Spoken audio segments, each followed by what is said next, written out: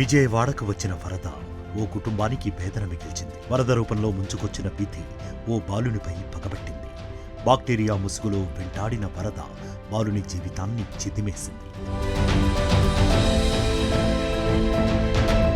Jaggayyapeta RTC కాలనీని ముంచెత్తిన వరద అదే కాలనీకి చెందిన భవదీప్ అనే బాలుని జీవితాన్ని నాశనం చేసింది.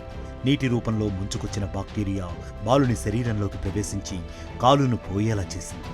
మరో కాలికి అదే ప్రమాదం ఉండటంతో భవదీప్ కుటుంబం ఇప్పుడు కన్నీరు మున్నీరవుతోంది. ఒకప్పుడు చలాకీగా ఉండే ఆ బాలుడు రెండో కాలును కోల్పోకుండా ఉండేందుకు వైద్యులు విస్తృత సేవలందిస్తున్నారు. ఆర్టీసీ కాలనీలో కొత్త నాగరాజు కుటుంబం నివసిస్తోంది. శ్రీ చైతన్యలో 7వ తరగతి చదువుతున్న నాగరాజు కుమారుడు భవదీప్ ఆటపాటల్లో అద్దరగొట్టేవాడు. అన్నింటా చలాకీగా ఉండే ఆ బాలునికి సోకిన బాక్టీరియా ఆ కుటుంబానికి నేడు తీరని వ్యధ మిగిల్చింది. వరదలతో ఉప్పొంగిన వేపలవాగు పక్కనే ఉన్న ఆర్టీసీ కాలనీని ముంచెత్తింది.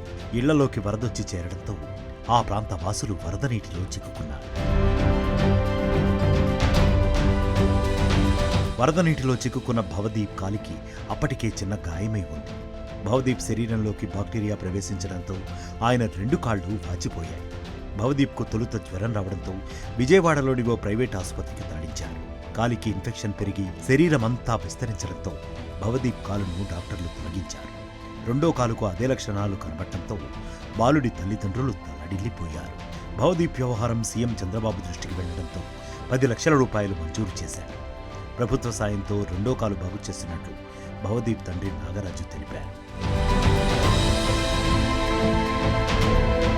మరిన్ని వీడియోస్ కోసం ఛానల్ ని సబ్స్క్రైబ్ చేయండి. లేటెస్ట్ అప్డేట్స్ కోసం వాట్సాప్ ఛానల్ ని ఫాలో చేయండి.